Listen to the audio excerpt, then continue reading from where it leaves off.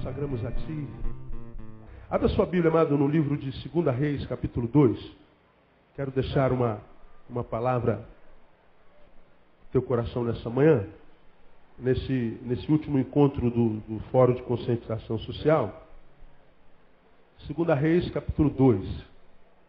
Na quinta-feira, o pastor Ariovaldo Ramos falou sobre o tema central, porque o mundo viável depende de nós. O Ari falou sobre que mundo é esse. Na sexta-feira, falou o pastor Gilberto Marques, viável como. E ontem falou o pastor Walter Ravara, que está aí conosco ainda, é bom tê-lo aqui, viu, Walter? Falou sobre depende de nós. E depende de nós como. Então ele apresentou uns slides, algumas informações sobre o planeta Terra, que realmente são de arrepiar. De arrepiar. Entre estas, aquela informação que você deu sobre a água. Não é? Todos nós sabemos que 2/3 da Terra é composto por água.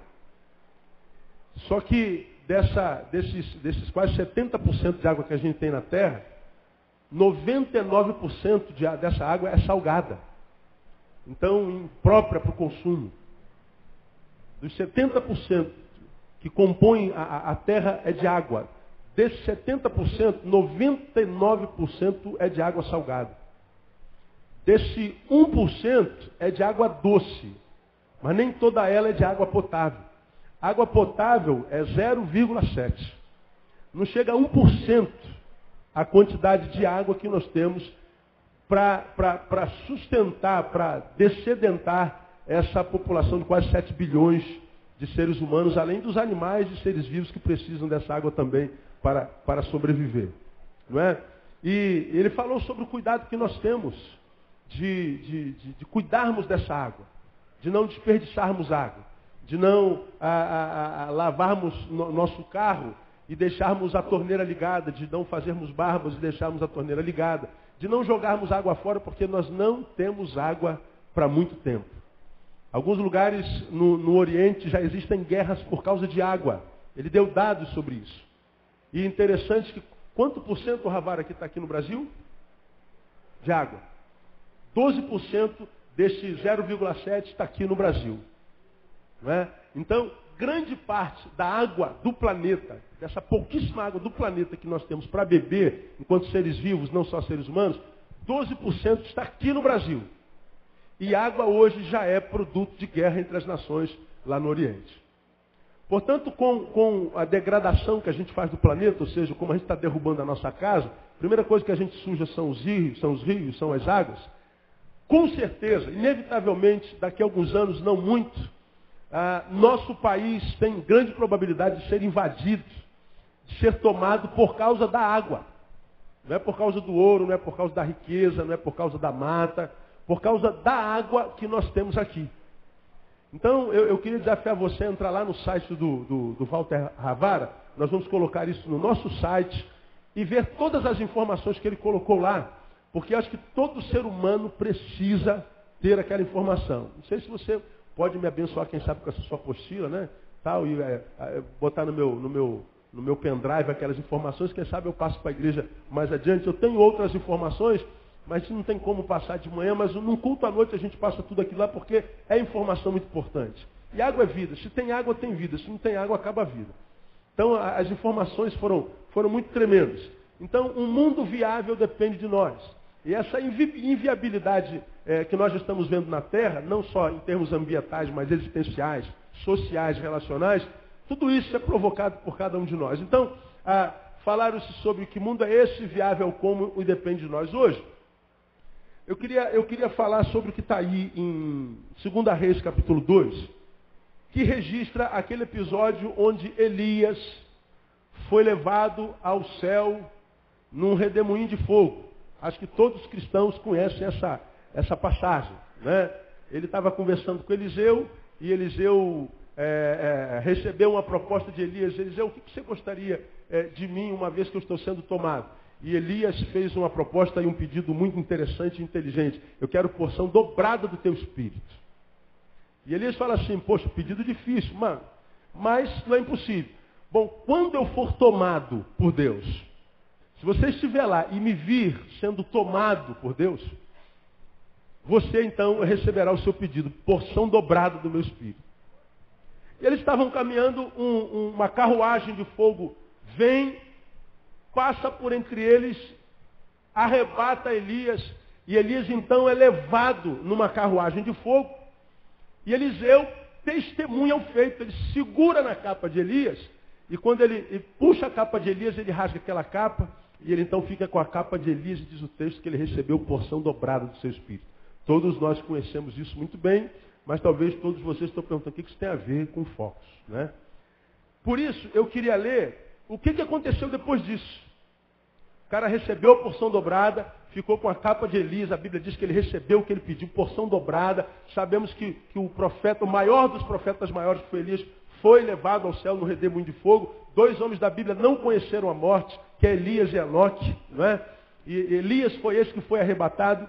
E aí, quando eles iam caminhando, diz versículo 11, conversando, eis que um carro de fogo com um cavalo de fogo os separou um do outro, e Elias subiu ao céu no redemoinho. Aí o versículo 12 continua dizendo: o que vendo Eliseu clamou, meu pai, o carro de Israel e seus cavalos, seus cavaleiros, e não o viu mais. Pegou então nas suas vestes e o rasgou em 2 partes.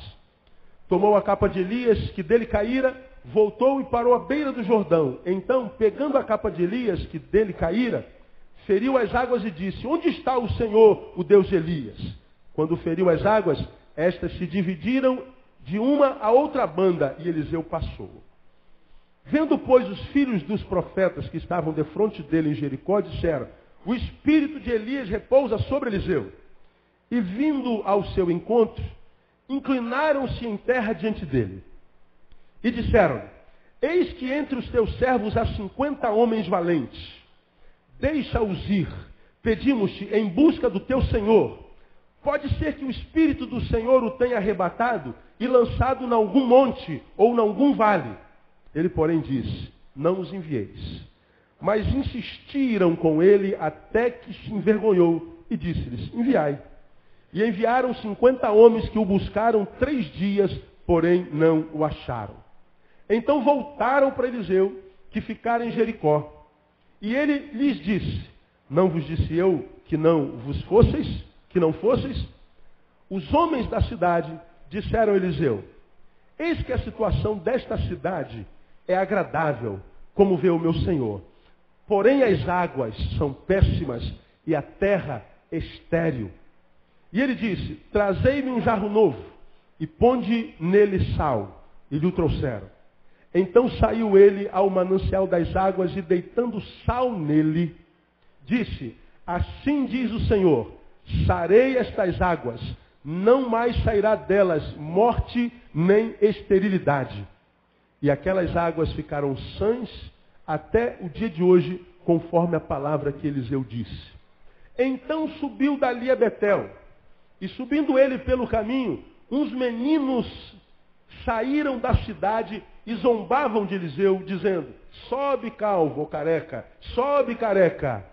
E virando-se ele para trás os viu, e os amaldiçoou em nome do Senhor. Então 2 ursas saíram do bosque, e despedaçaram 42 daqueles meninos. E dali foi para o Monte Carmelo, de onde voltou para Samaria. Dentre o acontecido aqui, sinceramente, o que mais chama a atenção você nesse texto? O que mais te impressiona nesse texto? O que te impressionou? Bom, tem vários episódios. O cara subindo no redemoinho de fogo. O outro é o que segurou a capa dele, botou a capa no Jordão, o Jordão abriu. O outro episódio é as águas que eram amargas e estéreis e botou sal e curou. E o outro, uns meninos começam a zombar do profeta, careca, lá careca, sobe careca, aí, né, piolho, escorrego de piolho, né, aeroporto de pulga. E começaram a zombar do profeta, aí o profeta olha para trás e fala assim, eu os amaldiçoo no nome do Senhor. Aparecem 2 ursas e comem, matam 42 meninos. Qual desses episódios mais te impressiona? É o último, né? Por que isso, pastor? O cara é profeta, recebeu unção dobrada. As crianças chamam ele de careca. Quantos carecas tem aqui, né? Pecado ser careca, gente? Não, dos carecas que dizem, elas gostam mais. Vamos botar um dizem aí, né? Eu não concordo disso não. Mas dizem, não é? Aí começa a zombar do velho. O velho olha para trás e fala, se eu os amaldiçoo. Aparecem 2 ursas e mata 42 crianças. Esse cara recebeu a porção dobrada de Eliseu, de Elias. Se ele com unção faz isso, imagina sem unção, meu. Eu não quero esse cara na igreja de jeito nenhum. Tem 2 filhas pequenas, né? Pelo amor de Deus. São episódios que acontecem concomitantemente, mas em momentos diferentes. Eu vou chegar lá no profeta que amaldiçoou. Mas por hora, eu queria me prender ao que esse texto fala sobre as cidades. Quando Elias foi embora, Eliseu já sabia que ele ia embora. Mas os homens que estavam com Eliseu, não sabiam. E eles então disseram, meu senhor, Eliseu, quem sabe o senhor não arrebatou o espírito de Elias, teu senhor, e o colocou em algum monte, em alguma cidade, quem sabe ele não foi arrebatado daqui para colar. Eu tenho 50 homens valentes no meio do nosso povo, se tu quiseres nós vamos sair pelas cidades, pelos montes, procurando o teu senhor. E Eliseu disse, não precisa procurar, eu sei para onde ele foi. Não, mas quem sabe ele não esteja por aí, sei lá, ele foi só arrebatado daqui para ali, não, definitivamente. Não precisa, não, nós fazemos questão, então vamos. E eles saíram por 3 dias procurando Elias, que havia sido arrebatado, voltaram falando, não achamos o teu senhor. Eu já sabia. Mas aí eles voltam com o resultado. Quando eles vão aos montes e às cidades, eles se encontram com Eliseu numa outra cidade, eles dizem assim, senhor, Elias nós encontramos, mas aqui nessa cidade, diz lá o texto, 19, os homens da cidade disseram a Eliseu, eis que a situação dessa cidade é o quê? Quem pode ler para mim, versículo 19?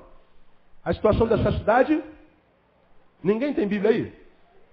Versículo 19, a situação dessa cidade é o quê? É boa, é agradável. Essa cidade aqui até que é agradável. Mas essa cidade tem um problema. Qual é o problema da cidade?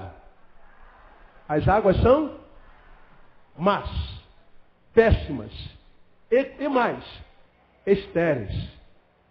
Já está dentro do relatório do Ravara lá, desde aquela época. Ele diz, a cidade, fisionomicamente, esteticamente, é uma cidade bonita.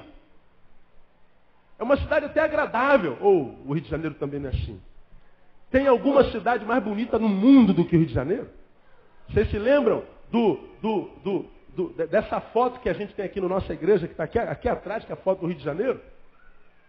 É a foto mais linda. Temos o Cristo Redentor aqui e o Pão de Açúcar ali. É a visão mais gloriosa. Qualquer pessoa que já viajou muito diz, essa cidade aqui é tremenda. Só que lá naquela cidade, embora tivesse esse mesmo parecer, havia uma coisa que era má, que era péssima, que era amaldiçoada, que era estéril. Água. Ou seja, a aparência era linda, mas o essencial da cidade era amaldiçoado, era péssimo. Porque o que é uma cidade sem água? De modo que o que a gente vê nesse texto é um relatório que diz o seguinte, olha, Elias, ou Eliseu, quando olham para nós, veem uma coisa, mas quando habitam entre nós é outra. A aparência é uma beleza, mas a essência é uma maldição. O que parece ser é lindo, mas o que é de fato é complicado. Porque como é que se vive numa cidade cujas águas não se pode beber? Como é que se vive numa cidade cujas águas não servem para regar planta? Ela é má, ela é podre. Então, na minha concepção, o que esse texto revela é uma cidade que tem tudo para dar certo, mas não dá certo por causa da essência, por causa do conteúdo, por causa do principal, por causa do essencial. E numa cidade eu creio que isso tem a ver com o que a gente chama de água. Porque as cidades ao longo da história foram sendo construídas ao redor de ribeiros. As cidades eram construídas onde os homens achavam água. Então, a cidade existe por causa das águas. As águas é que dizem onde as cidades vão ser construídas. Então, nós podemos dizer que as águas são as fontes de todas as coisas, inclusive do que nós somos. A cidade era agradável aos olhos, mas as águas eram péssimas, as águas eram estéreis. Naquela cidade, o que os olhos viam era agradável, mas no essencial havia morte. Havia, diz o texto, esterilidade. É essa palavra que está aí. As águas eram estéreis. Agora, quando a gente para pensar um pouquinho a palavra estéril, irmão. Estéril. O que é uma mulher estéril? É uma mulher o quê? Que não pode dar filho. Biblicamente é chamada de madre cerrada. Estéril é tudo que a gente, em tentando para, depois de fazer, colher, faz, mas não colhe. É estéril. A esterilidade nessas águas, e a esterilidade em si, nada mais é do que a sinonização do que a gente conhece como frustração. Uma pessoa estéril é uma pessoa que carrega em si frustração. A gente pode trazer isso bem para cá, a gente toca na nossa própria carne. Hoje é um dia crucial para um time do Rio de Janeiro. Você sabe qual é ele, não sabe? Tem um valente aqui com a camisa do Vasco. Fica em pé, irmão. Quem foi? Eu vi um cara bonito com a camisa do Vasco aí hoje. Fica com vergonha não, fica em pé. Se você está com essa camisa, você tem... Olha lá. Aí, garoto. Tamo junto. Eu estou na palavra. A gente está sendo humilhado para ser honrado. Aquele que a si mesmo se humilhar será exaltado. Né? Tem que se apegar a alguma coisa, irmão. Você vai pegar o quê? Né? Tem que se apegar a alguma coisa. A gente não pode morrer antes da morte chegar, não é? Pois é. Bom, Roberto Dinamite entrou no Vasco, aquela coisa chamada Eurico Miranda saiu. E o que aconteceu com a nação vascaína? O Vasco agora vai arrebentar a boca do balão, porque eu não aguento mais a Thaís, minha filha é flamenguista, meu. O inimigo está dentro da minha casa. Não dá. O Roberto vai levantar o Vasco, porque a maldição saiu. E a gente foi tomado por esperança. E aí o que acontece? O Vasco nesse ano foi estéril, e essa esterilidade não gerou fruto, e essa não frutificação gera o quê nos vascaínos? Frustração. Qual o vascaíno que não está frustrado? Esterilidade é sinônimo de frustração. Aquelas águas eram estéreis. Então, aquela cidade era uma cidade bonita, mas frustrada. Uma cidade bonita, mas não feliz. Uma cidade bonita, mas uma cidade que só tinha beleza, não tinha essência. Parecia ser, mas não era. Frustração nada mais é do que tentativas vãs. A gente tenta, mas não consegue. A gente planta, mas não colhe. A gente trabalha, mas a gente não tem recompensa. E o que acontece com quem vai trabalhando, mas não recebe pagamento? Trabalha, mas não é pago. Trabalha, mas não é pago. Trabalha, mas não é pago. O que acontece com quem trabalha, mas não é pago? Ele para de trabalhar. Porque gera frustração. Cara, eu estou aqui trabalhando, esse safado desse Platão não me paga nunca. Eu já estou chateado com ele, estou frustrado, porque ele me prometeu um monte de coisa. Então, a esterilidade é a tentativa frustrada, é o trabalho sem recompensa. E o trabalho sem recompensa, o fazer o seu papel, o cumprir a tua missão, o fazer o teu papel enquanto indivíduo. A gente está falando de que a terra está caindo, a cidade está morrendo, que o planeta está agonizando. E a gente ouve o tempo inteiro, você tem que fazer a tua parte. Como preguei domingo passado, se é homem, quando vai urinar no banheiro público, tem que levantar a tampa do vaso. Lembra que eu preguei sobre isso? Temos que pensar no cara que vem depois da gente. Isso tudo tem a ver com fé, com vida cristã. São as nossas microações que vão determinar o macro do todo, porque o macro nada mais é do que a composição dos milhões de micros. É como o oceano, preguei domingo passado. O grande oceano nada mais é do que a composição de milhões e milhões de gotas. E nós, enquanto seres humanos, somos milhões e milhões de gotas nesse oceano de gente que habita nessa única casa que está sendo destruída pelos seus habitantes. E não é pelos seus habitantes enquanto mar que somos, mas enquanto indivíduos que somos. Enquanto indivíduos. Quem está matando o planeta são as formiguinhas que nele habitam, e nós somos essas formiguinhas. Cada passo que a gente dá errado, a gente destrói o planeta. Agora, quando a gente ouve o que nós ouvimos nesses 4 dias aqui, sobre conscientização ambiental, sobre preservação do planeta, do meio ambiente, economizar na água, fazer o nosso papel, a gente começa a fazer até, a gente se anima. Às vezes eu estou fazendo barba, esqueço de fechar a água, quando eu lembro, me dá uma sensação de culpa, eu fecho correndo a água lá. Mas às vezes a gente está tomando banho, o banho está tão bom, você vem de um dia de trabalho cansado, você vem arrasado, É como você que chegou do Vale do Jequitinhonha domingo, a viagem missionária foi uma bênção, amém, amém, amados? Foi uma bênção. Logo mais à noite o pastor Cesarino vai estar falando alguma coisa sobre a viagem ao Vale. E você chegou de 21 horas de viagem. Que canseira. Quando você chega em casa, você toma um banho. Você liga aquela água e entra debaixo do chuveiro. Parece que aquela água não leva a sua sujeira embora, não é verdade? Aquela água, ela leva parte do cansaço, da dor. E você então deixa aquela água cair. É como um óleo que desce sobre a barba do Neil, não é? E aquela água vai descendo, vai descendo, vai descendo. E aquilo vai... Quando você sai do banho, você fala assim, Neil mesmo, o novo homem. Porque nós somos o novo homem depois que a gente toma um bom banho. Quem gosta de banho, evidentemente, né, irmão? Lógico, tem gente que não é chegado, lamentavelmente. O banho faz bem. Aí quando aquele banho, cara, está sendo uma unção de Deus, você fica ali, 10, 20, 30, aí você fala assim, negócio de ambiental tá por fora. Né? Puxa vida, pastor Walter, não é irmão não, filho, não dá. Hoje eu vou lavar a égua.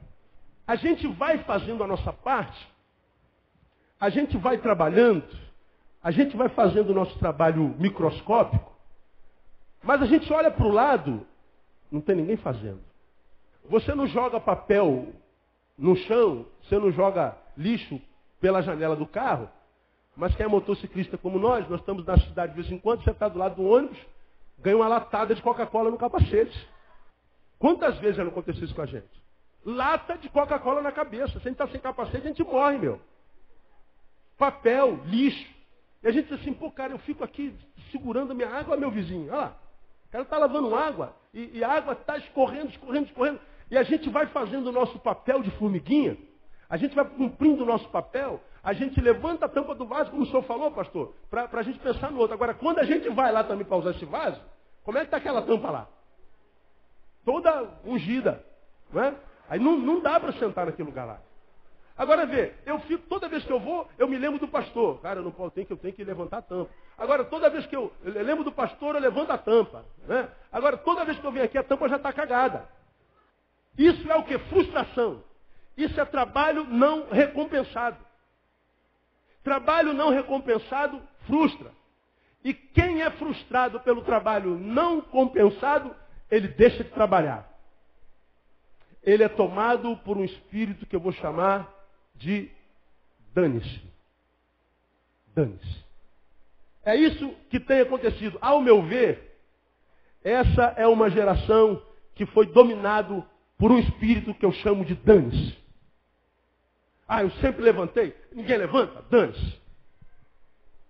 Eu lavo meu carro com uma latinha e meus vizinhos todinho jogam água igual não sei o quê. Dane-se, eu vou também lavar. Todo mundo está fazendo, eu faço também. Eu tenho me esforçado, ninguém se esforça. Portanto, o meu trabalho é vão. Dane-se.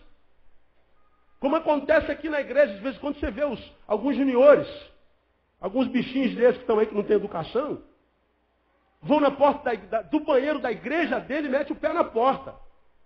Agora esse animalzinho está sendo educado aonde? Que tipo de educação que a gente está dando para ele? Pastor, não chama meu filho de animal. Ensina ele a ser gente. Ensina ele a ser humano. Porque se um dia eu vir a minha filha fazendo um negócio desse, meu irmão, ela vai fazer pela última vez na vida dela. Que eu vou ensinar ela a não fazer. O moleque chega lá, pega um pacote de papel higiênico, enfia no vaso. Já foi pego um. Ele bota a mão dentro d'água. É gente isso. Ele dá descarga para a água limpar. Ele pega o papel higiênico, o rolo, enfia dentro do vaso. Eu sujo minha mão, mas vou entupir esse vaso. Ninguém vai mais poder cagar aqui. Olha a mentalidade do moleque. Olha o espírito que já dominou uma criatura tão pequena. É o espírito do dane-se.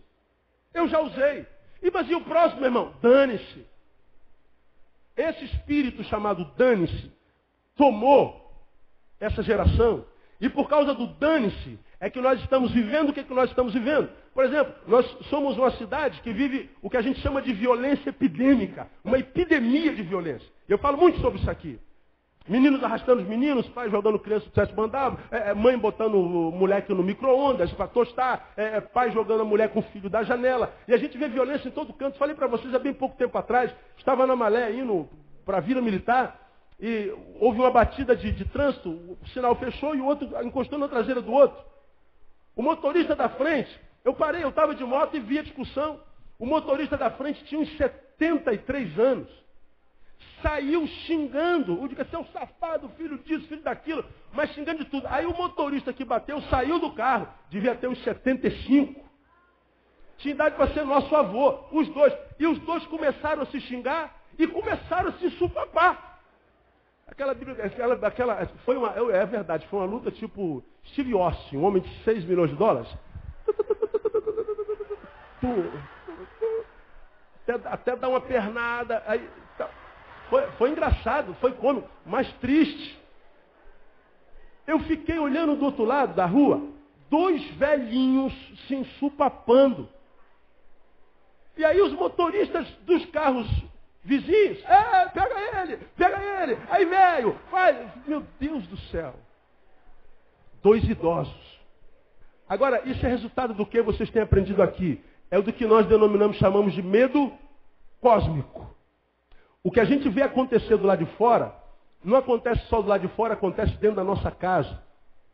Quando uma criança cai lá na casa dos Nardoni, não cai só na casa dos Nardoni, cai na nossa casa. Quando nós testemunhamos aquilo ali, aquilo é tatuado na nossa alma. Quando a gente vê morte, violência, corrupção, polícia matando, bandido matando, pessoas roubando, estuprando, pedofilia epidêmica, a gente vê esse estado de ser no qual nós estamos, isso tudo vai gerando medo dentro de nós e nós vamos sendo carcomidos por muitas síndromes. Nunca tanta síndrome apareceu na humanidade como no tempo que se chama hoje. E aí nós ficamos com o nosso coração, com a nossa vida à flor da pele. Nós estamos por um fio, nós estamos não mais com um pavio curto, nós não temos mais pavio. Não mexam comigo, está me olhando por quê? A gente está nervoso. De modo que isso alcança uma criança de 10 anos, que já tem um espírito ruim, um espírito dano, que enfia a mão dentro do vaso para entupir o vaso, como alcança o idoso, que já não tem paciência nem com um igual. E foi uma batida que nem a lanterna quebrou. Violência epidêmica. Qual é a causa disso? Por que meninos continuam matando, continuam roubando? Por que a corrupção continua reinando? A violência é produto da impunidade. Eu sei que não vai dar nada para mim. Sei que não vai dar nada. Não, mas se eu tenho dinheiro, eu tenho bons advogados, ele vai achando brechas na lei e eu não sou punido. A impunidade. E o que é impunidade? Impunidade é dane-se, faço mesmo, dane-se. É o espírito dane-se. Quando você fala da corrupção generalizada, todo mundo rouba todo mundo. A corrupção é em todas as áreas da sociedade. Da igreja até a presidência da república. Não há instituição que não seja corrompida. Se a gente fosse falar de corrupção aqui, de cada detalhe, de cada exemplo, eu separei aqui exemplos de várias áreas, mas não vai dar tempo para a gente fazer isso, mas a corrupção é generalizada. Total. Não há mais onde não haja corrupção. A gente não tem mais o que fazer. E mais, nós não podemos mais, enquanto sociedade, viver sem corrupção. Somos refém dessa corrupção. Mas como, pastor? Simples. Ora, se você estaciona o carro na garagem de alguém, e o guarda vem e anota o teu carro, qual vai ser a tua reação? Quem tem coragem de falar? Você viu o guarda anotando o teu carro. Por que teu carro está sendo anotado? Porque está em cima da calçada. Aí você está daqui vendo lá, o guarda está anotando o meu carro. Tu corre lá e fala o que para ele? Pô, seu guarda, eu estava aqui na igreja do pastor Neil, lembra? Pastor Neil, conhece o pastor Neil? Não. É ele. Ah, Betânia. Então, o senhor não vai me anotar? Não, a senhora está assim. Pô, não faço não. Suponha que você seja militar, seja um igual. Pô, sou da casa. Aí você mostra a tua carteira. Geralmente, o que os militares fazem? Quebra o galho. O que o motorista desse carro fez? Diga para mim. Corrompeu o guarda. Se o guarda não fosse corrupto, não tem conversa. O que ele faria? Ele anotaria e não queria saber se você é o Papa. Mas nós precisamos dessa corrupçãozinha. Nós precisamos de algumas brechinhas para que a gente escape. Você avança o sinal, você, pô, seu guarda, o sinal estava amarelo. Ora, o sinal amarelo é para avançar ou para parar? Para parar. Não, pastor, atenção. Atenção é para parar, filho. Para seguir é verde. Se não é mais verde, para. Ah, mas não era nem verde, nem vermelho. Não era vermelho, pastor. Talvez seja. Era verde? Não. Então, tinha que parar. Mas aí a gente conversa. A gente está corrompendo. A gente está sendo corrompido. A gente tenta dar um jeitinho em tudo. De modo que a epidemia, a corrupção é endêmica. Nós precisamos dela para sobreviver. Nós não temos como mais andar certinho. Nossa cultura não permite mais. Ferro com ferro, fogo com fogo, não dá. A gente está acostumado a dar um jeitinho. A gente começa o culto um pouquinho mais tarde, porque tá com pouca gente, corrompemos quem estava aqui. Se tiver uma pessoa no culto, tem que começar na hora que foi marcado. Porque não começar na hora é valorizar os atrasados, os retardados. Tem que honrar os presentes. Corrompemos o horário. Quando eu chego atrasado, eu estou dizendo, olha, eu cheguei atrasado porque o teu tempo não vale nada. Então você pode perder. Estou corrompendo o tempo de alguém. Nós vivemos na corrupção que é macro e micro. Agora, por que a corrupção ela é generalizada, ela é endêmica? Egoísmo. Corromper é tentar tirar algo do outro. Não dar o que o outro tem direito. Isso é egoísmo. Mas e o outro, cara? Porque você vai prejudicar alguém. O outro, dane-se. Se dane-se. Não tem nada a ver com isso. É como diria Caetano, é que o narcisista não ama nada que seja espelho. Tudo que não é eu, não me interessa. Dane-se. Você vai falar sobre a sexualidade patológica dentro da qual nós vivemos. Uma das melhores coisas que Deus colocou na nossa vida se chama sexo. Quem concorda? Diga, eu concordo, pastor. É meia dúzia de gente só. Está ruim assim. A gente tem vergonha de falar de sexo, né? Pensar, a gente pensa 24 horas por dia. Falar, a gente se constrange todo. Sexo não é uma invenção do diabo, é uma invenção de Deus. O pecado não está no sexo, mas no que a gente fez com o sexo. Sexo era para ser a expressão do amor que nós temos com alguém. Era para ser a amplificação da amizade. O sexo era para ser para amigos que se tornaram tão amigos que não se contentaram em ser só amigos, mas eles queriam se tornar um. Então é a celebração do amor. Mas hoje o sexo e amor não tem nada a ver uma coisa com a outra em grande escala. Sexo é objeto de prazer. Ora, quando o sexo é objeto de prazer, a gente simplesmente transformou o outro em coisa. É o que eu tenho pregado aqui constantemente. Nós vivemos hoje o processo de coisificação do ser humano.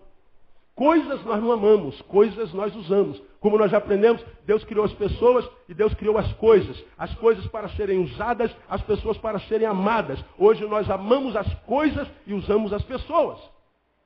Então o que a gente vê como epidemia de pedofilia, você vê um cara que se adoeceu de tal forma que ele olha para uma criança de 3 meses e vê um objeto de consumo. Vê um objeto de prazer. Ele vê sua filha de 1 ano, seu filho de 1 ano, e ele não vê uma criança refém, uma criança indefesa. Ele vê um objeto de consumo. E ele não suporta, ele vai lá e usa esse objeto de consumo. Depois mata, bota dentro de uma bolsa, bota na rodoviária em Curitiba. Essa sexualidade patologizada, que é a expressão maior da coisificação do ser humano, o que é? Se você perguntar assim, cara, e os sentimentos dos outros, cara? Você não respeita o sentimento dessa mulher? Você não respeita o sentimento desse homem? Você está brincando com o sentimento dessa pessoa? Essa pessoa é uma pessoa, rapaz.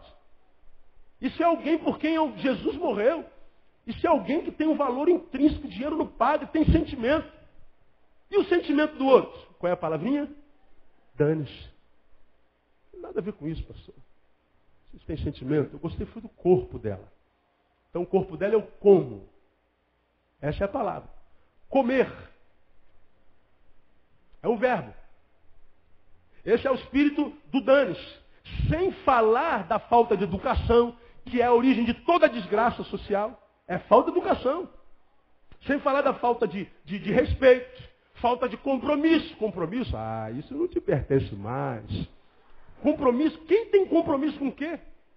Falta de solidariedade, falta de verdade, falta de sinceridade, falta de ética, falta de hombridade, falta de quase tudo. A grande presença dessa geração é a ausência. A ausência do essencial. O que faltava na cidade lá de Eliseu? A cidade era bonitinha, mas faltava o essencial. Água. Nós somos uma cidade bonitinha, nós somos um planeta lindo. Mas a grande presença dessa geração é a ausência do que é essencial. A ausência de tudo. Isso é a grande verdade. Qual o resultado disso? Caos generalizado. Qual ser humano nesse país ou nessa cidade, muito especificamente, ao ligar a televisão, vê uma desgraça atrás de outra? Preguei domingo passado. Nós somos uma geração que esquece a desgraça de ontem por causa da desgraça de hoje. A desgraça de hoje nos faz esquecer da desgraça de ontem. Tenta fazer uma relação das desgraças dos últimos 3 meses, ver se você lembra de tudo. Então nos tornamos uma geração desgraçada, que vai esquecendo uma desgraça com outra desgraça. E uma geração que, para não sofrer os sintomas maiores dessa desgraça, começa a produzir piadas sobre a desgraça. E a gente vê acontecendo o que acontece na televisão. Agora não é mais só Cacete Planeta. Agora é CQC. Agora é Fuzuê. O que mais? Pânico. Os programas que fazem piada de tudo. Da nossa própria desgraça. Desgraça é fonte de riso. Por que você acha que os programas que fazem piada o tempo inteiro estão fazendo sucesso? Porque eles nos ajudam a esquecer o desgraçado que nós somos. Não acaba com a nossa desgraça, mas nos faz pensar um pouquinho menos nela. E aí o caos está sendo instalado e a pergunta que muitas vezes nós fazemos, meu Deus, onde é que isso vai parar? E a resposta a gente já sabe, não vai parar. Por que não vai parar? Por causa da ausência das microações. E por que as microações não acontecem? Porque quando a gente faz sozinho e não é recompensado por isso enquanto sociedade, e vê que outros não fazem, a gente para de fazer. Frustração. Caos generalizado. A pergunta que eu faria para você é o seguinte, sinceramente. Quando você olha para a tua sociedade, para a tua cidade, para o teu país, você acredita mesmo que dias melhores virão? Você acha mesmo que tem como melhorar? Não precisa me responder, não. Responda para si. Quando você olha no que a gente está se transformando e o caminho que a gente tem trilhado, olha para o Congresso, olha para os deputados, olha para as nossas autoridades, olha para o que está acontecendo, olha para o povo. Você tem mesmo esperança de que isso melhore? Não precisa me responder. E a ausência de esperança é o quê? Frustração. Bom, tal estado de ser, a mim me remete a Gênesis, capítulo 1, versículo 1 e 2. No princípio criou Deus os céus e a terra. Diz mais, a terra era o quê? Quem se lembra? Sem forma e vazia. Mas o Espírito de Deus o quê? Pairava sobre a face das águas. O Espírito de Deus parava sobre a face das águas. A palavra que traduz água, literalmente é caos. O Espírito de Deus pairava sobre o caos. A terra, no início, era caótica. Deus estava construindo uma casa e a casa estava desarrumada. Estava caótica. E o Espírito de Deus sobre aquele caos arrumou a casa. O Espírito de Deus estava parando sobre as águas, não é? Sobre o caos. A ideia é, no Gênesis, o Espírito de Deus deu forma ao caótico. Por quê? Ele estava construindo e estava tudo sem forma, estava deformado. E ele então foi arrumando o caos. E ele então arrumou a casa e disse, a casa está pronta. E ele então cria o morador da casa e diz assim, ó, tudo que eu fiz é muito bom. Isso é um grande jardim e eu quero que vocês tomem isso por herança. E Deus nos coloca nesse jardim e diz assim, vocês são o jardineiro desse jardim. Hoje, nós estamos entrando num processo caótico de novo.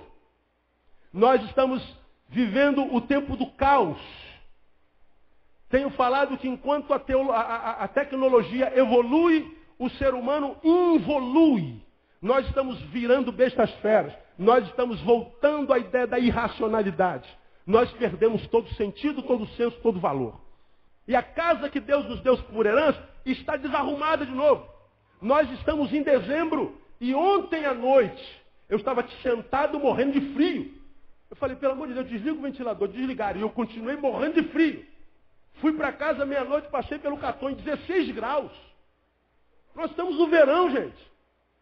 De um lado, chuva, que inunda tudo, acaba com a cidade. Do outro lado, tem gente morrendo de calor e seca.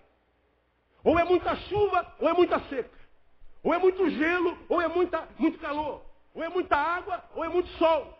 Não tem mais equilíbrio. Não existem mais estações. Verão, inverno, primavera, não existe mais. Verão, calor. Inverno, frio. Primavera, flores. Outono, também. Frutos. Existe ainda isso? Não existe. A casa está caindo. A sociedade não consegue caminhar num rumo. Ninguém consegue dominar a violência. Ninguém consegue respeitar mais ninguém nas mínimas coisas. Lembra que eu preguei há bem pouco tempo atrás aqui? Somos da geração de 40, jogando bola na rua, a velhinha passa. Para a bola, para a bola, para a bola. Hoje, jogando bola na rua, a velhinha passa, dá uma bolada nas costas dela para ela passar mais rápido. Não existe mais respeito. Xingávamos um palavrão. Pô, perdoa, senhora, não vimos a senhora aí. Hoje a gente vê a mulher, a gente xinga a mulher. Tempo em que nós respeitávamos ao próximo e respeitávamos a nós mesmos. Hoje a gente não tem respeito nem por nós. Vê a degradação da mulher, que a história, depois de Jesus, lutou tanto para trazer a dignidade dela. A mulher foi reduzida à condição de uma bunda. Mulher hoje não precisa ter cérebro, precisa ter uma bunda. Aí chama de jaca, chama de melancia, chama de morango. E a gente admira isso. E não sabe que é a involução da humanidade. Nós estamos vivendo um caos. Só que há uma diferença. Lá no Gênesis, o Espírito de Deus pairava sobre o caos e ele deu ordem ao caos. Hoje, o Espírito de Deus continua pairando sobre o caos. Agora responda sinceramente. Deus está consertando o nosso caos? Você está vendo Deus agindo para botar no lugar tudo que você quebrou? Quando você enfia o papel higiênico dentro do vaso, você vê o Espírito Santo de Deus ir lá e tirar o vaso? O papel? Quando você vê a violência, você vê a pergunta de quem sofre, como é que Deus permitiu uma coisa dessa? Onde está o Senhor que não se mexe? Ariovaldo falou sobre isso. Será que Deus não está vendo? Será que Deus não percebe? Será que Deus não faz nada? Será que Ele não está vendo o que está acontecendo com a criação dele? Será que Deus não está vendo que a casa está caindo? Será que não dá para ele ser um pedreiro e consertar a casa? Como ele fez no Gênesis? Não, Deus não conserta esse caos. Deus não pode fazer nada. Eu vou ousar te dizer, Deus não vai fazer nada. Mas por que ele fez lá naquele caos e não faz nesse caos hoje? Deus mudou? Não, Deus não mudou. O que mudou foi o método de Deus. Qual é o método de Deus hoje? O método de Deus se chama homem. E eu vou dizer uma coisa séria para você, Deus não tem segundo plano. Porque o homem que Deus colocou no jardim para regá-lo, se transformou no Satã desse jardim. O homem que Deus colocou para tratar é o homem que destrói. De modo que quando o caos é causado pelo próprio Deus, que era o caos do Gênesis, que era a casa desarrumada, Deus consertou o que ele fez. Agora, esse caos tem sido causado pelo jardineiro, que se transformou em Satã. Esse caos, produzido pelo homem, é o homem quem tem que consertar. E se não consertar, colherá as consequências disso. Não tem para onde correr. Ou o homem, ou a morte. Tenho dito, diferente do que se prega numa igreja evangélica hoje, batalha espiritual de alto nível, batalha espiritual da grandeza, batalha espiritual não sei o quê, e a gente vê dentro do templo, sempre dentro do templo, a batalha contra o diabo. Atos proféticos cá, atos proféticos lá. E a gente está lutando contra o diabo. E o diabo, para mim, nesse tempo que se chama hoje, é o tempo onde ele menos trabalha. O diabo, essa hora, deve estar em Cabo Frio, irmão, deitado numa rede tomando água de coco. O diabo está em Búzios, fazendo passeio de escuna. Está vendo o nascer do sol em Arraial do Cabo. Ele está lá descansando. Sabe como, pai? O senhor acha que o diabo não está trabalhando? Não, eu acho que o diabo está trabalhando pouco. Sabe por quê? Porque nós nos bastamos a nós mesmos. Nós temos um poder de autodestruição tão grande que o diabo diz assim, gente, relaxa, ele se autodestrói. O que a gente vê acontecendo na terra não é obra do diabo, é obra humana. Se fosse obra do diabo, nós nos levantaríamos no poder do nome de Jesus, amarraríamos o diabo, decretaríamos a expulsão dele e a terra estava livre. Mas por que isso não acontece? Por que tem tanta batalha espiritual, tanta campanha e a coisa continua se desgraçando? Porque não é o diabo tão somente, é o homem que se diabolizou e está cumprindo a missão do diabo na terra. Qual é a missão do diabo? Matar, roubar e destruir. Por isso nós temos a sensação de que Deus abandonou a sua criação. Temos a sensação de que o deísmo tem razão. Deus criou e abandonou a terra à sua própria sorte. Não. Deus continua no meio de nós. E Ele continua cheio de esperança com relação a nós. O homem tem perdido a fé em Deus, mas Deus não perdeu a fé no homem. Eu posso lhe garantir isso. Agora, esse caos dentro do qual nós estamos não se resolve com oração. Se resolve com conscientização. Se resolve com ação. E aí quando a gente aprende um negócio desse, que o método de Deus é o homem, e Deus não tem segundo plano, a mensagem vem lá de Gálatas 6, capítulo 7. Deus não se deixa escarnecer. Porque tudo o que o homem semear, o que diz o texto? Isso também se fará. Plantou, colhe. E se Deus nos livra da colheita, Deus intercepta o ciclo da vida, e Deus não pode fazer isso. Deus, se nos livra do mal, transforma a gente em gente menor do que aquela que nós já somos. Porque se eu planto mal e não colho, Deus está dizendo, eu estou impedindo você de colher as suas consequências, é nas consequências que a gente cresce. Tudo que o homem semear, ceifará. Aí, para a gente caminhar para o final, irmão, me dá mais 10 minutos, eu volto para o texto. Os homens da cidade, versículo 19, disseram que ali a situação dessa cidade é agradável como vê o seu Senhor, porém as águas são péssimas e estéreis. Bom, detectou o problema. Aí a gente parte para a ação. E ele disse, trazei-me o quê? Leia você. Um vaso, um jarro o quê? Novo.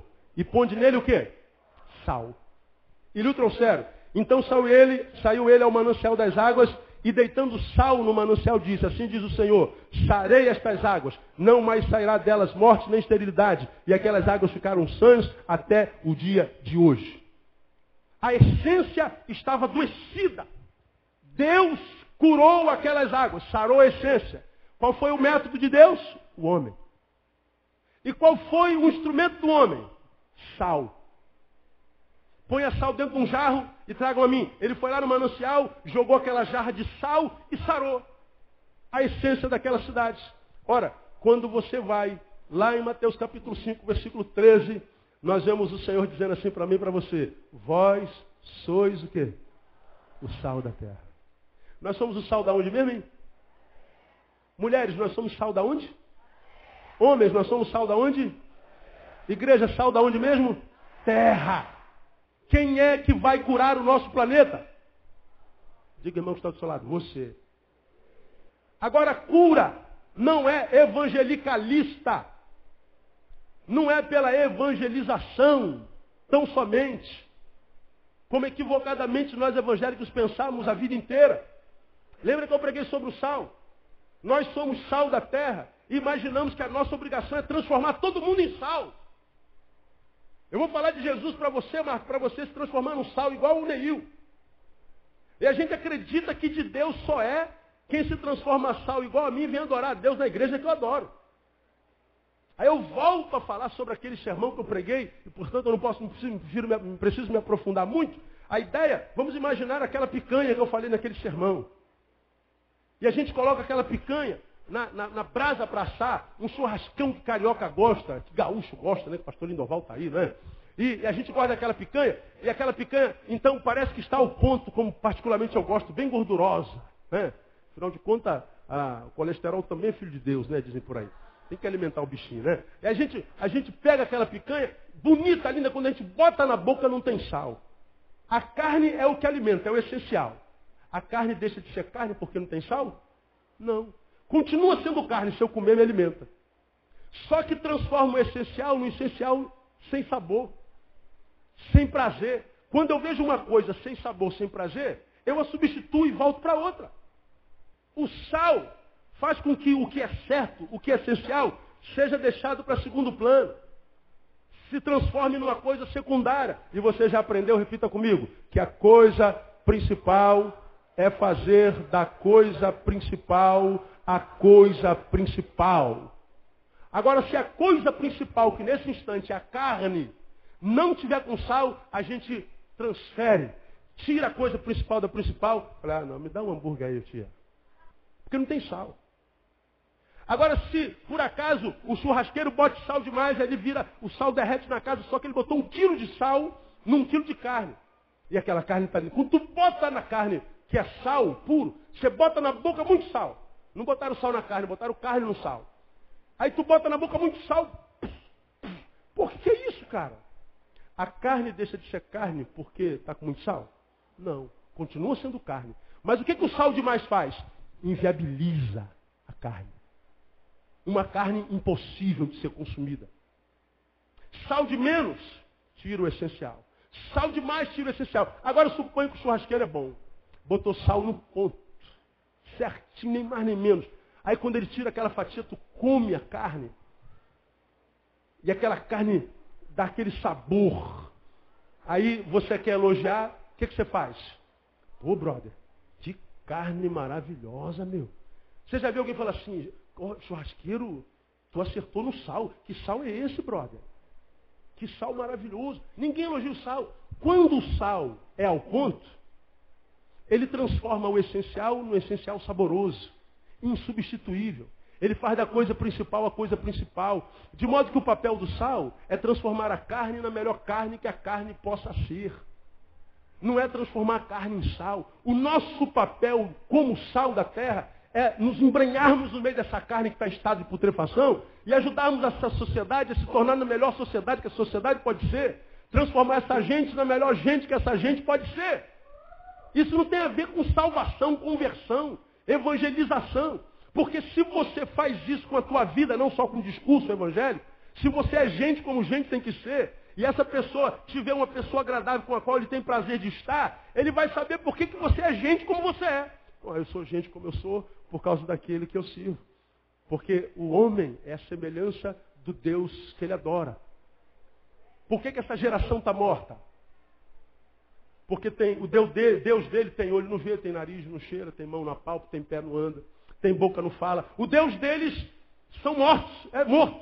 Portanto, os que adoram esses deuses, a palavra se tornem semelhantes a eles, os que o adoram. Parecem ter vida, mas não parecem. Tem fama de que vive, mas está morta. Agora, nós servimos a um Deus que tem olho e vê, tem nariz e cheira, tem boca e fala. Tem mão e estende a mão e abençoa. Tem pé e anda na nossa direção. Um Deus vivo. Então nós somos vivos como o Deus que nós servimos. E quando a gente serve a um Deus como o nosso, de fato, de verdade, ele nos transforma no que ele quer nos transformar, eu não preciso nem falar de Deus. Deus exala pelos meus poros. Vão olhar para você e vão dizer, pô, esse cara é sangue bom, meu. Porque hoje só tem, como dizem por aí, sangue de casusa. Não é como diz aí a geração? Sangue bom. A terra precisa de sangue bom. A terra precisa de sais, que sejam sais que não estejam hábitos para transformar todo mundo em sal. Mas sais que amem as pessoas simplesmente porque é pessoa e quer que aquela pessoa seja a melhor pessoa que ela possa ser. Venha ela para a nossa igreja ou não.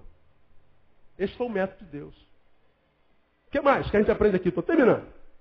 A solução foi o sal. Qual o método? O método foi a comunhão, foi a interação, foi a união. No versículo 20, diz que ele diz, trazei um jarro novo, jogai o sal dentro. O sal não trabalhou sozinho. Precisou de um jarro. Precisou de interação, precisou de união. O sal não foi usado sozinho. Ele foi precedido por um jarro, por um vaso. E diz o texto que o vaso tinha que ser novo. Me remete a Mateus capítulo 9, versículo 17.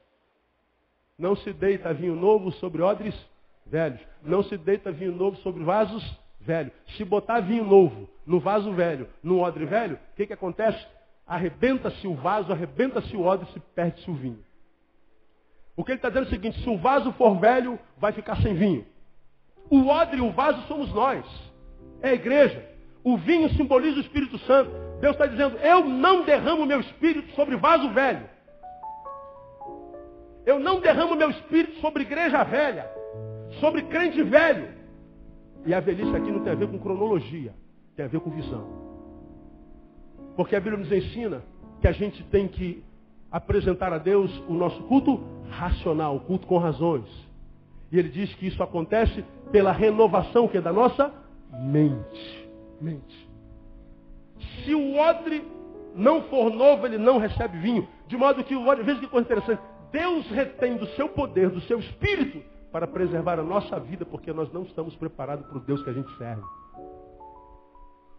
Então nós temos que trabalhar a nossa mentalidade. A porção que teremos do Espírito Santo será a proporção da nossa capacidade de renovação. Portanto, meu irmão, você está aqui, é crente há 50 anos, eu lamento por isso. Porque a maioria dos crentes antigos que eu conheço, perderam a capacidade de renovar a mentalidade. Aqui sempre foi feito assim, pastor. Fazemos assim desde 1930, pastor. É o que a gente mais escuta na igreja evangélica. Se pega um pastor macho, que além de ser homem de Deus é homem, esse pastor fala assim, sim, faz isso há 50 anos, mas funciona para hoje? Não, não funciona, então tem que fazer algo novo. Ah, mas o pastor que te antecedeu há 20 anos atrás deve estar revolvendo no túmulo, pastor. Não faça uma coisa dessa. Deus não é Deus de mortos. Que o pastor morto plante bananeira. Eu não posso me preocupar com o pastor morto. Tem que preocupar com essa geração viva, que não está conseguindo viver, porque não tem sal para transformá-lo numa geração que vive uma vida que vale a pena ser vivida. Tudo começa aqui na renovação da nossa mente. E nós teremos de Deus não a proporção da nossa frequência ao culto, mas a proporção da nossa capacidade de reflexão. A proporção da nossa capacidade de leitura da nossa geração. Porque só aí a gente consegue mudar alguma coisa. Senão, é empurrar com a barriga e esperar a morte chegar. Então, Deus usa o homem, o método é a comunhão. Precisamos fazer a nossa parte, cada um de per si. Individualmente, cada um fazendo a nossa parte. Se os outros não fazem, o problema é dele, eu vou fazer a minha. E se cada um de nós absorvermos essa realidade, a gente cura a nossa perna. Termino. Qual o cuidado que a gente tem que tomar? Aqui eu termino. Cuidado com a ambiguidade. De onde você tira isso? O mesmo profeta que curou uma cidade despedaçou meninos.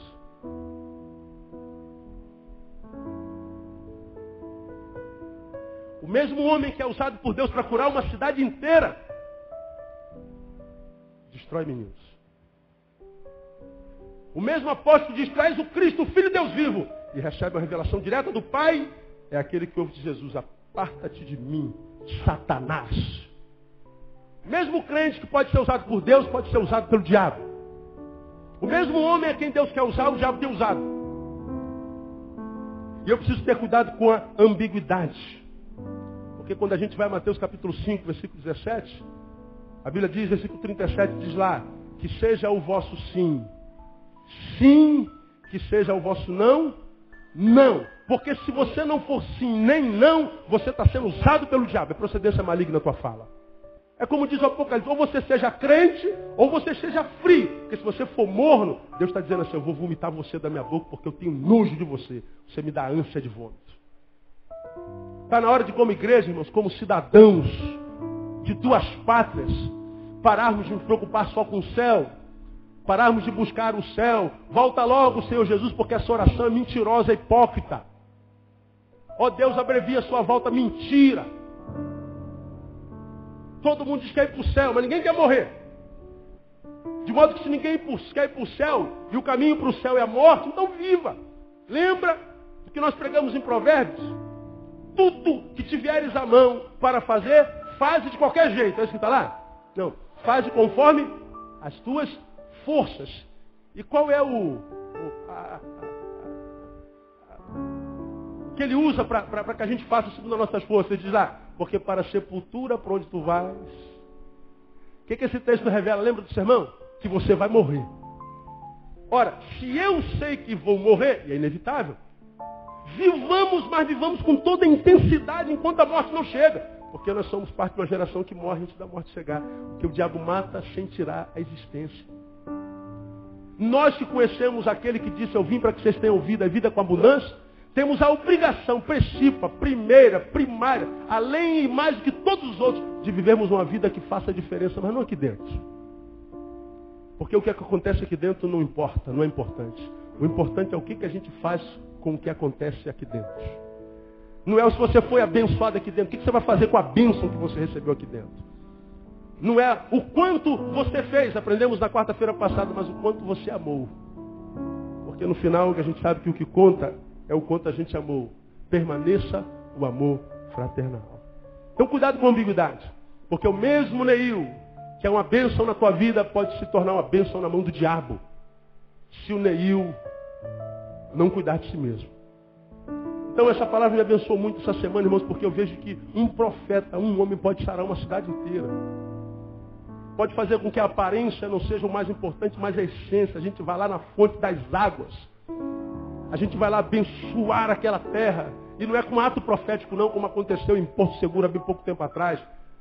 Saímos lá para o manancial do velho Chico para jogar água, sal nas águas do Rio São Francisco. Quem beber essa água vai ser abençoado, irmão. Pode beber a água do Rio Francisco sozinho, todinha.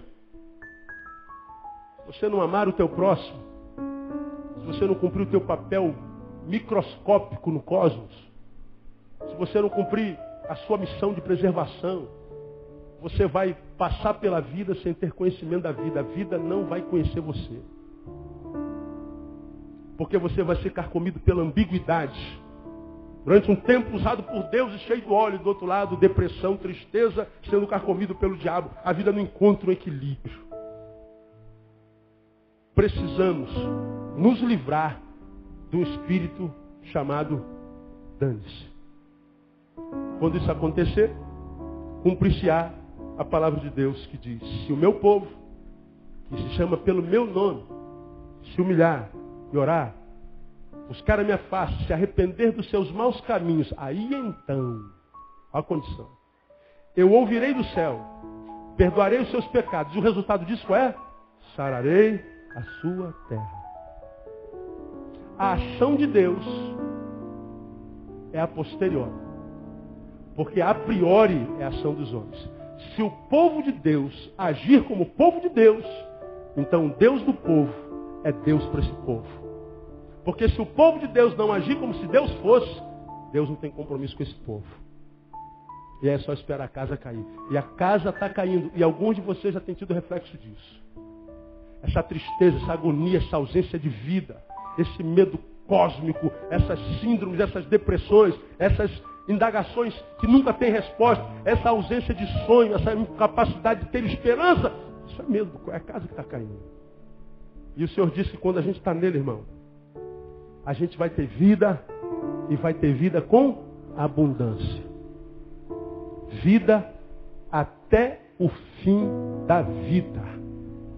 Nós não vamos morrer antes da morte chegar. Nós não vamos ser reduzidos de seres viventes para seres existentes. Você não foi chamado para existir. Você foi chamado para viver. Mas tem que cumprir o teu papel no caminho. Irmão. Levanta a tampa do vaso. Fecha a torneira. Planta uma árvore. Estende a tua mão necessitado. Diga mais obrigado. Para de ser murmurador. Faça o teu papel. Microações. E você vai ver que Deus vai te abençoar no macro. Haja no micro. Deus vai te abençoar no macro. Quem tem entendimento, entenda. Quem tem ouvidos, ouça o que o Espírito diz à igreja. Amém, amado? Deus nos abençoe.